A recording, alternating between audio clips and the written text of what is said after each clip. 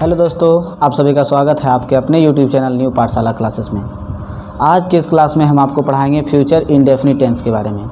इससे पिछले क्लास में हमने आपको टेंस के जितने प्रकार थे, प्रेजेंट के सभी टेंस और पास्ट के सभी टेंस को पढ़ाया। प्रेजेंट के सभी टेंस यानी कि present indefinite tense, present continuous tense, present perfect tense और प्रेजेंट परफेक्ट कंटिन्यूअस टेंस। इसी तरह से पास्ट टेंस के सभी चारों टेंस को हमने आपको पढ़ाया था। अब हमारे 4 टेंस और बचे हुए हैं फ्यूचर के। तो फ्यूचर टेंस के हम सभी टेंसेज को आपको बारी बारी से पढ़ाएंगे। आज हमारा फ्यूचर टेंस का पहला टेंस यानी कि फ्यूचर इंडेफिनिट टेंस, जिसे हम सिंपल फ्यूचर टेंस भी कहते हैं। तो चलिए आज के इस क्लास में हम आपको फ्यूचर इंडेफिनिट टेंस यानी कि सिंपल फ्यूचर टेंस को पढ़ाते हैं। इससे पहले कि आप हमारे चैनल पर नए हैं तो चैनल को सब्सक्राइब कर लें और अगर वीडियो पसंद आए तो ज़्यादा से ज़्यादा शेयर करें। तो चलिए, और आप पिछले क्लास को, टेंस के सभी क्लास को देखना ना भूलें ताकि आपको टेंस में कोई समस्या ना हो। तो चलिए आज की इस क्लास को हम स्टार्ट करते हैं। आज हमारा क्लास है फ्यूचर इंडेफिनिट टेंस यानी कि सिंपल फ्यूचर टेंस। इसे हम सिंपल फ्यूचर टेंस भी कहते हैं। सबसे पहले हम फ्यूचर इंडेफिनिट टेंस के पहचान को जान लेंगे। सबसे पहले कोई भी टेंस का अगर हम पहचान जान पाएंगे तो उसे समझना आसान होगा। तो पहचान में क्या होगा, मुख्य क्रिया यानी कि मेन वर्ब के साथ गा गे गी का प्रयोग रहता है। इस टेंस के जो सेंटेंस होते हैं मुख्य क्रिया के साथ गा गे गी का प्रयोग होता है। देखिए, मुख्य क्रिया के साथ गा गे गी का प्रयोग, तो हम जैसे आप एग्जाम्पल समझिए, मैं जाऊंगा। यहाँ देखिए मुख्य क्रिया है जाना और इसके साथ गा गे गी है। तो मैं जाऊंगा, राम खाना खाएगा, सीता खेली गई, मैं पढ़ूंगा, वह सोएगा, वह खाएगा। ये सभी फ्यूचर इंडेफिनिट टेंस यानी कि सिंपल फ्यूचर टेंस के उदाहरण हैं। तो देखिए, अब हम सबसे पहले जिस तरह से हर एक टेंस में हमने सबसे पहले अफर्मेटिव सेंटेंस, फिर नेगेटिव सेंटेंस और इंटरोगेटिव सेंटेंस को समझाया था, उसी प्रकार से सबसे पहले हम इसमें अफर्मेटिव सेंटेंस यानी कि सकारात्मक वाक्य को पढ़ेंगे। सकारात्मक वाक्य वे होते हैं जिसमें ना तो प्रश्न हो और ना तो नहीं हो, साधारण से वाक्य। इसका रूल क्या है, इसका स्ट्रक्चर देखिए। सबसे पहले हम सब्जेक्ट देंगे, सेल या विल लगाना है, फिर उसके बाद वर्ब वन लगाना है और फिर ऑब्जेक्ट। हम आपको बता दें, मॉडर्न इंग्लिश ग्रामर के अनुसार सेल का प्रयोग बहुत कम होता है। आप हर एक जगह विल का प्रयोग भी कर सकते हैं, लेकिन आप चाहे तो सेल का भी प्रयोग करेंगे। तो आप कंफ्यूज ना होइएगा, सेल और विल दोनों का प्रयोग सही है, लेकिन सेल और विल का प्रयोग अभी हम आपको बताएंगे कहाँ कहाँ करना है। लेकिन मॉडर्न इंग्लिश ग्रामर में ज़्यादातर विल का प्रयोग होता है। तो सबसे पहले इसमें सब्जेक्ट देंगे, सेल या विल देना है, वर्ब का पहला रूप यानी कि फर्स्ट फॉर्म, उसके बाद हमें ऑब्जेक्ट देना है। तो आइए हम बनाएंगे सीता खेलेगी। सीता, अब आपको हम बता देते हैं, आई और वी के साथ सेल लगाना है, आई और वी के साथ सेल और बाकी सब जगह में विल लगाना है। तो सीता सब्जेक्ट देंगे, Sita will play, Sita will play, Sita खेलेगी, सीता विल प्ले। सब्जेक्ट दिए, उसके बाद विल दिए, वर्ब वन प्ले।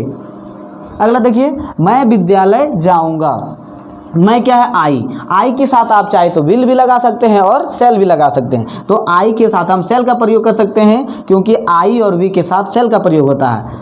आई सेल गो, वर्ब वन देंगे, go to a school, I shall go to a school, I shall go to a school. अगला देखिए, वह कल आएगा, वह कल आएगा।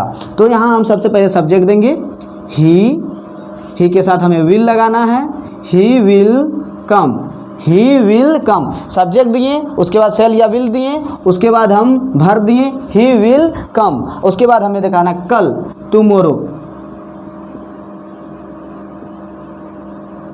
देखिए, आप यहाँ समझिए, यहाँ पर यस्टरडे मिस कल होता है, यस्टरडे का मिस मतलब भी कल और टुमारो मिस मतलब भी कब, कल। तो यहाँ पर हम देखिए कल, आने वाला कल, ये वह कल आएगा, वो अभी आया नहीं, भविष्य का बात हो रहा है। फ्यूचर टेंस यानी कि भविष्य काल के बारे में ही हम लोग पढ़ रहे हैं। तो वह कल आएगा, अभी आया नहीं है, तो आने वाला कल का प्रयोग हम टुमारो करेंगे। अगर बीता हुआ कल, पास्ट कल की बात होता तो हम यस्टरडे करते, लेकिन यहाँ तो फ्यूचर यानी कि आने वाले कल की बात है तो यहाँ हम टुमारो लगाएंगे, वह कल आएगा, ही विल कम टुमारो। अगला देखिए, तुम खेलोगे, तुम खेलोगे। सबसे पहले हम सब्जेक्ट देंगे यू, उसके बाद सेल या विल लगाना, तो यू के साथ हम विल लगाएंगे। आई और वी के साथ सिर्फ सेल का प्रयोग करेगा, हम बार बार बता रहे हैं, आई और वी के साथ ही सेल का प्रयोग करेंगे, बाकी सब जगह विल का प्रयोग करेंगे। I will play, I will play, sorry you will play, तुम खेलोगे, यू विल प्ले। तो उम्मीद करते हैं आपको फ्यूचर इंडेफिनिट टेंस यानी कि सिंपल फ्यूचर टेंस में एफर्मेटिव सेंटेंस को समझ में आया होगा। हमने आपको बिल्कुल सरल भाषा में समझाने का प्रयास किया। अब देखिए हम आपको सिंपल फ्यूचर टेंस के निगेटिव सेंटेंस यानी कि नकारात्मक वाक्य को समझाते हैं। अब हम आपको फ्यूचर इंडेफिनिट टेंस के निगेटिव सेंटेंस यानी कि नकारात्मक वाक्य को समझाएंगे।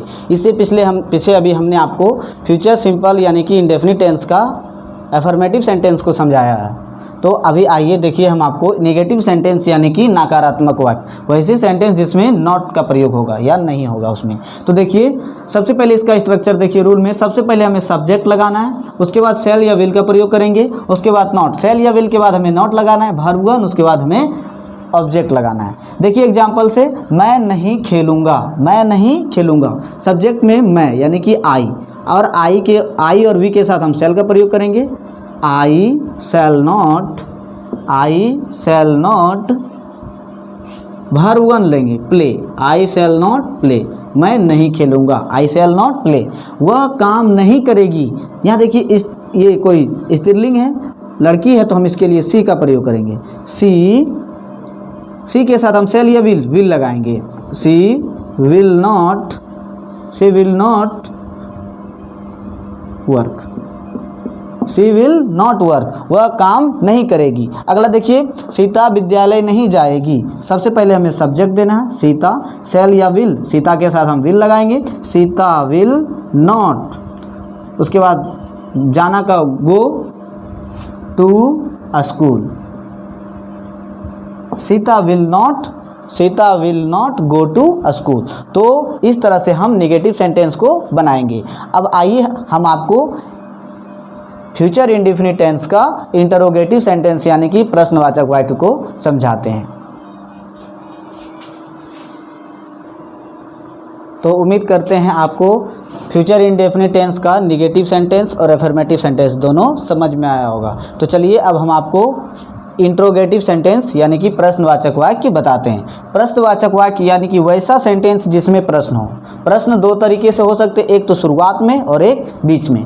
तो आइए उस बीच वाले प्रश्न के लिए हम WH वर्ड को प्रयोग करेंगे, और जो शुरुआत में प्रश्न होगा तो हम हेल्पिंग वर्ब से स्टार्ट करेंगे। देखिए रूल क्या है, सबसे पहले हमें WH वर्ड अगर बीच में प्रश्न होगा तो, उसके बाद सेल या विल, उसके बाद हमें सब्जेक्ट देना है, नॉट लगाना है, अगर नॉट होगा तो वर्ब वन देना है, ऑब्जेक्ट देना है, और अंत में प्रश्नवाचक चिन्ह यानी कि इंट्रोगेटिव मार्क का प्रयोग करना है। देखिए क्या मैं जाऊंगा, यहाँ क्या यानी कि प्रश्न स्टार्टिंग में है, तो हम हेल्पिंग वर्ब सेल या विल से स्टार्ट करेंगे। हमारा सब्जेक्ट है आई के साथ हम सेल का प्रयोग करेंगे, तो यहाँ हम बनाएंगे सेल आई। उसके बाद हमें सब्जेक्ट देना है, क्या मैं, सेल सब्जेक्ट दे दिए, सेल या विल के बाद हमें सब्जेक्ट दे दिए आई, उसके बाद नॉट नहीं है, यहाँ वर्ब वन, तो जाना का वर्ब वन गो, सेल आई गो, क्या मैं जाऊंगा, सेल आई गो।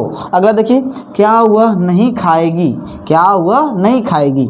हमें सबसे पहले प्रश्न स्टार्टिंग में है तो हम हेल्पिंग वर्ब से शुरू करेंगे, वह के साथ हम विल लगाएंगे, हमारा सब्जेक्ट ही है, विल ही, सब्जेक्ट दे दिए, उसके बाद हमें नॉट लगाना, इसमें नहीं है, विल ही नॉट, उसके बाद verb one eat, will he not eat, क्या वह नहीं खाएगी। सॉरी, यहाँ पे देखिए सब्जेक्ट हमारा फीमेल है, यानी कि हमें यहाँ पर स्त्रीलिंग है, तो हमें यहाँ पर सी का प्रयोग करना है, will see not eat, will see not eat. यहाँ पे देखिए वह स्त्रीलिंग के लिए हम सी लगाएंगे, तो विल सी नॉट ईट। अगला देखिए, तुम कैसे पढ़ोगे, तुम कैसे पढ़ोगे। यहाँ देखिए हमारा प्रश्न जो है कैसे, ये बीच में है, तो हम इसे WH वर्ड मानकर आगे करेंगे। इसे हमें अगर प्रश्न बीच में, अगर देखिए स्टार्टिंग में है तो हम हेल्पिंग वर्ब से स्टार्ट कर रहे थे सेल या विल से, अगर यहाँ प्रश्न बीच में है तो हम इसे आगे करेंगे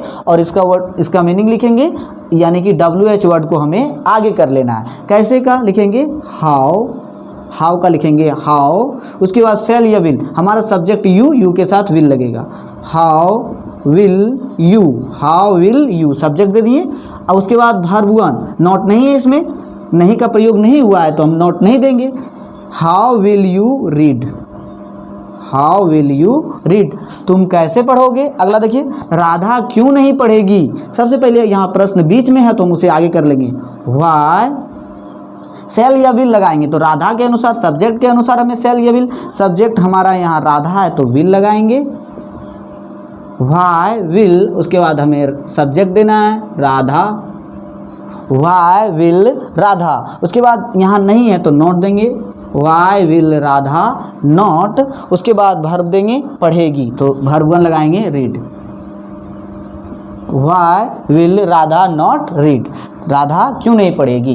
तो उम्मीद करते आपको फ्यूचर इंडेफिनिट टेंस का इंट्रोगेटिव सेंटेंस भी समझ में आया होगा। तो हमने आपको आज फ्यूचर इंडेफिनिट टेंस का पूरा ख़त्म किया, और अगर आपको यह वीडियो पसंद आया है तो आप इसे लाइक करें और ज़्यादा से ज़्यादा शेयर करें, और आप पिछले टेंस के क्लास के सभी क्लास को देखें ताकि आपका टेंस का टेंशन बिल्कुल ख़त्म हो जाए। तो आज के लिए इतना ही, फिर मिलते हैं फ्यूचर टेंस के अगले क्लास में। तब तक के लिए जय हिंद और मिलते हैं अगले क्लास में। Thank you.